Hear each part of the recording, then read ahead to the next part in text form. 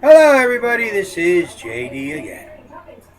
Some of you probably think I'm crazy. I'm a fool to even try to do what I'm doing. Well, man's success has always been built on people trying to do things that couldn't be done. The building of the automobile, the building of the airplane, the building of the rocket, walking on the moon. Heck, we're still trying to go and try for Mars. All I'm doing is trying to become president of the United States and give the people a different choice. Give the people someone who's going to listen to them, who's going to keep his word. But right now, I'm going to talk about two things: safety and freedom, that's one, and the promise that the Constitution makes to you. There's only one place it's at.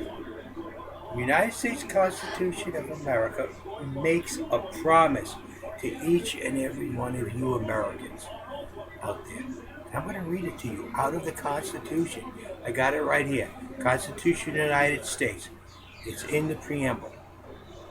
We, the people of the United States, in order to form a more perfect union, here comes the promise, to establish justice, ensure domestic tranquility, provide for the common defense, promote the general welfare, and secure the blessings of liberty to ourselves and our posterity, do ordain and establish this Constitution of the United States of America. Can't leave that out. Bottom line is, that's the promise the Constitution makes to you. What I just read. That is the purpose, the whole purpose of the Constitution of the United States of America. That's its only purpose. To keep that promise, to form a more perfect union, to establish justice, ensure domestic tranquility, provide for the common defense, promote general welfare, and secure the blessings of liberty to ourselves and our posterity, which is future, do ordain and establish this Constitution of the United States. That's the only promise the Constitution makes to you. That is the promise, the reason for the Constitution. I want you to remember that. That's why the Bill of Rights, the First 10 Amendments, is so important. They are to ensure that that promise is to be kept, which it is not. At this time, our federal government does not understand our Constitution and how important the preamble is. It's not a beginning of the Constitution. It is a promise made to each and every citizen by the Constitution, the purpose of the Constitution. That's what it's all for. Now, enough about the Constitution. Now we're going to talk about freedom and safety. I've been talking off and on about freedom and safety several times. And most of the time, you know how I talk in metaphors. I use examples that people could relatively associate with. And I've been thinking, what would be a good metaphor for you all about freedom and safety? What would be one that's easy to understand for everybody? And that's what I want everybody to understand. And last Monday, Memorial Day, I took my daughter and some friends to the zoo. As I'm walking around, I'm thinking, wait a minute, I have it. There is a metaphor between freedom and safety. It's the zoo. I was looking at the animals here in Norfolk Zoo, the endangered species, the tiger, the lion. We lost our white rhino, but we have a picture of where it was.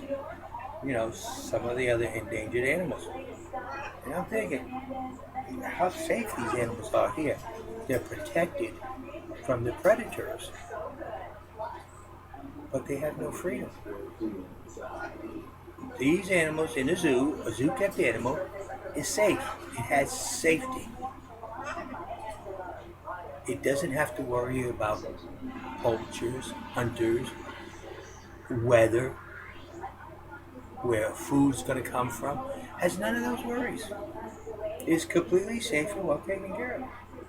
Whereas, let's just take, for example, the tiger. We have two Bengal tigers.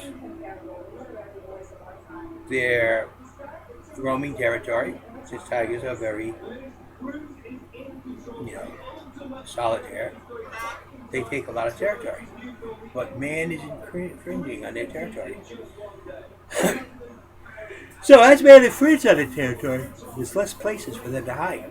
Because there's one other thing about a tiger. Even though it's an endangered species, and they're not allowed to be hunted, there are poachers. People who still hunt the tiger for its skin and will kill any number of tigers it comes. Or if it sees the mother and a cub, kills the mother and sells the cub. These are the people that are out there in the free world for the tiger to deal with. Tiger's no longer safe. It is free. It has its freedom. It can roam, but it has the dangers of that freedom. So which one has a better life? The kept tiger in the zoo or the free tiger that roams the wild? You take a wild tiger and put him in the zoo, he'll go crazy. And just the same as if you take a kept tiger out of the zoo and put him in the wild without any training or experience, he'll die. He'll probably end up as a trap or poached or killed before it even has a chance to even learn to exist. So, why am I talking about this? Because you have to decide what you want for your nation. If you listen to the political parties, one is going almost totally safety, safety, safety. Two is going the opposite. And they're fighting each other. And JD, he says there's got to be a middle line. We have to give up some of our freedoms, yes, to have a safe, tranquil society, as our Constitution promises us. Yet, we have to maintain our freedoms. Now, one side will say it can't be done, the other side says it can't be done. JD, he's not a guy who believes it can't be done. He believes it hasn't been tried yet. We have to look for an answer. That's Coco. My parrot. My wife's parrot, actually. So, Coco, shut up. You have to decide. What do you want? What kind of freedom and what kind of safety do you want? Now, you can assist and maintain your freedom and get safety by taking responsibility for your neighborhood. Work with your police force. And don't turn your back when you see a crime and say, I didn't see nothing. Because then you're adding to the horrors that exist for your freedom. You are the people that maintain the safety in a free society. Not the police, not the government. You. When a person knows they cannot get away with what they want to do in your neighborhood, they're not going to come by. But when a neighborhood turns its head and says, I don't want to get involved, I didn't see nothing, that's where the crime, that's where the unsafe neighborhood develops and grows. So people, basically, I'm explaining this to you so you understand how I understand safety and freedom. Safety is like the animals in the zoo, kept, well taken care of, well fed. The government takes care of everything. Freedom is like the animals in the wild, having to fend for themselves, having to deal with poachers, having to deal with hunters, having to deal with the environment.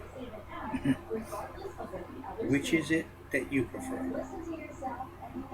That's safety and freedom, as I see it. And then the promise that our Constitution makes to each and every one of the American citizens. That promise is the most important part of our Constitution. The very, very beginning, one paragraph long, and it says the whole thing right there. We, the people of the United States, in order to form a more perfect union, to establish justice, ensure domestic tranquility, provide for the common defense, promote the general welfare, and secure the blessings of liberty to ourselves and our posterity, do ordain and establish this Constitution of the United States of America. That's the promise that our government must keep to you. All the laws they pass and everything must fit in within that paragraph and the first 10 amendments. So, like I asked, what is it you want? You want a president that has an understanding of you, the people, and what our government should be, and try to make it happen? Or do you want a political party member who knows nothing more than a political party? Which for you to ask yourselves, which for you to think about it, and go from there. It's your choice, people. It's your government.